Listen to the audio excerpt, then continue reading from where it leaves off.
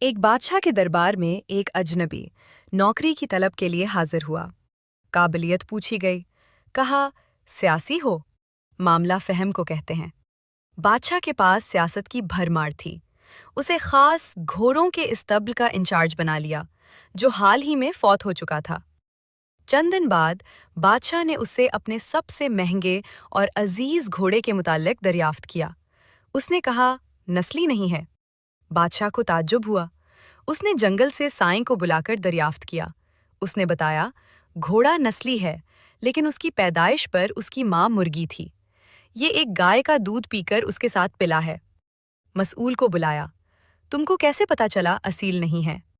اس نے کہا، جب یہ گھاس کھاتا ہے تو گائیوں کی طرح سر نیچے کر کے، جبکہ نسلی گھوڑا گھاس منہ میں لے کر سر اٹھاتا ہے۔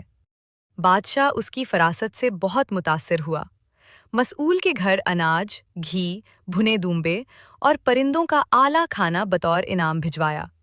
اس کے ساتھ ساتھ اسے ملکہ کے محل میں تعینات کر دیا۔ چند دنوں بعد بادشاہ نے مصاحب سے بیگم کے بارے رائے مانگی۔ اس نے کہا، طور و اتوار تو ملکہ جیسے ہیں، لیکن بادشاہ کے پیروں تلے سے زمین نکل گئی۔ حواس بحال کیے، ساس کو بلا بھیجا۔ معاملہ اس کے گوش گزار کیا۔ اس نے کہا، حقیقت یہ ہے تمہارے باپ نے میرے خاوند سے ہماری بیٹی کی پیدائش پر ہی رشتہ مانگا، لیکن ہماری بیٹی 6 ماہ ہی میں فوت ہو گئی تھی۔ چنانچہ ہم نے تمہاری بادشاہت سے قریبی تعلقات قائم کرنے کے لیے کسی کی بچی کو اپنی بیٹی بنا لی۔ بادشاہ نے مصاحب سے دریافت کیا، تم کو کیسے علم ہوا؟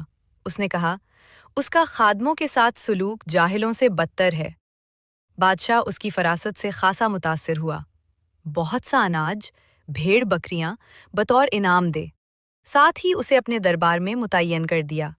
کچھ وقت گزرا، مصاحب کو بلایا، اپنے بارے دریافت کیا۔ مصاحب نے کہا، جان کی امان، بادشاہ نے وعدہ کیا۔ اس نے کہا، نہ تو تم شہزادے ہو، نہ تمہارا چلن بادشاہوں والا ہے۔ بادشاہ کو تاؤ آیا، مگر جان کی امان دے چکا تھا۔ سیدھا والدہ کے محل پہنچا۔ والدہ نے کہا، یہ سچ ہے، تم ایک چرواہے کے بیٹے ہو۔ ہماری اولاد نہیں تھی تو تمہیں لے کر پالا۔ بادشاہ نے مصاحب کو بلایا اور پوچھا، تجھے کیسے علم ہوا؟ اس نے کہا، بادشاہ، جب کسی کو انعام دیوان سے طلب ہی ہو